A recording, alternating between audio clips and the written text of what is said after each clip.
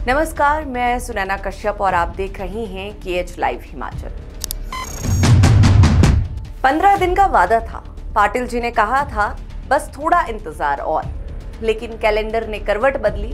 फरवरी मार्च में बदला, मार्च ने अप्रैल को सौंपा और कार्यकारिणी अब भी मिसिंग रिपोर्ट में है। क्या पाटिल अब लाएंगी नामों की पोटली या फिर कहेंगे थोड़ा और इंतजार?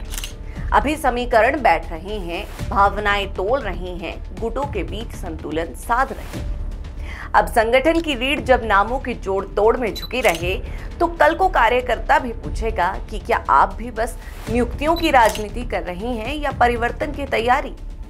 सुना है कांग्रेस ने 22 अप्रैल को शिमला में एक बड़ी मीटिंग बुलाई है। पार्टी मुख्यालय राजीव भवन में दोपहर बाद 2:30 बजे रखी गई इस मीटिंग में कांग्रेस के सभी विधायकों के अलावा 2022 के विधानसभा चुनाव में हारे हुए उम्मीदवारों, सरकार के विभिन्न बोर्ड निगमों में तैनात चेयरमैन, वाइस चेयरमैन, कांग्रेस के सभी फ्रंटल ऑर्गेनाइजेशन के अध्यक्ष को बुलाया गया है।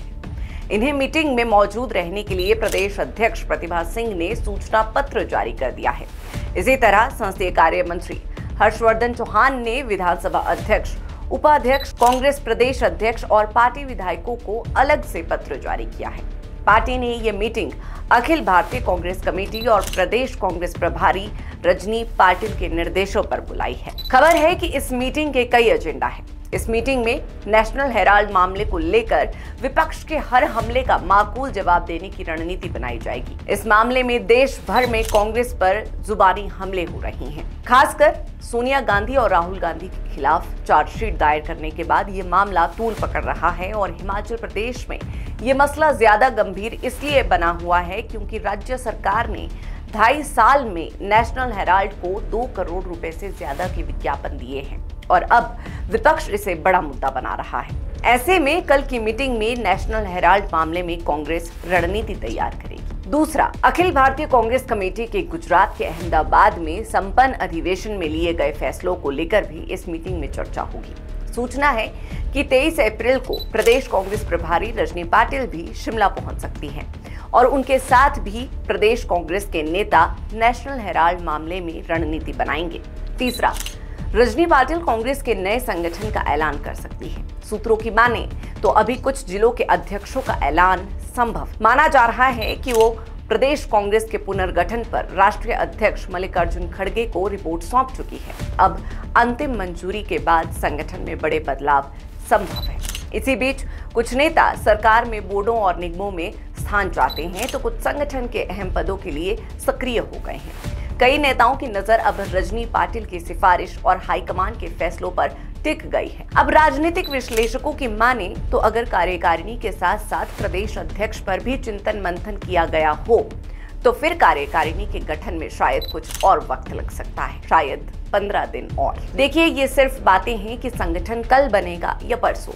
लिस्ट तैयार है, बस अंतिम मंजूरी की देरी है। प्रदेश अध्यक्ष से लेकर कैबिनेट तक और जिला स्तर से लेकर ब्लॉक स्तर तक कांग्रेस में कुछ भी ठीक नहीं है।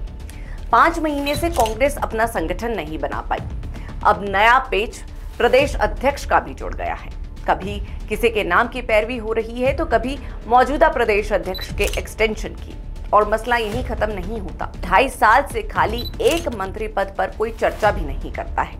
हाँ, इस बात की चर्चा जरूर हो रही है कि किस मंत्री की कुर्सी पर खतरा ज्यादा है, मगर जो कुर्सी खाली पड़ी है उसका कहीं कोई जिक्र भी नहीं है। अब ऐसे हालातों में पाटिल का और वक्त मांगना तो बनता है।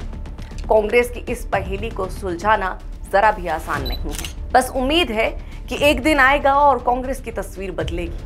अब ये तो पाटिल ही जाने कि क्या वो एक दिन 23 अप्रैल को आएगा या फिर संगठन का इंतजार करना अभी बाकी है। खैर, ये समय तय करेगा। फिलहाल नजरें टिकी है कांग्रेस की इस बड़ी मीटिंग पर। मीटिंग का इंतजार कर लेते हैं और इसके बाद इस मीटिंग का जो भी कंक्लूजन रहेगा उस पर विश्लेषण जरूर करेंगे। बहरहाल आज की इस चर्चा में इतना ही। इस पूरी चर्चा पर अपनी राय जरूर शेयर करें।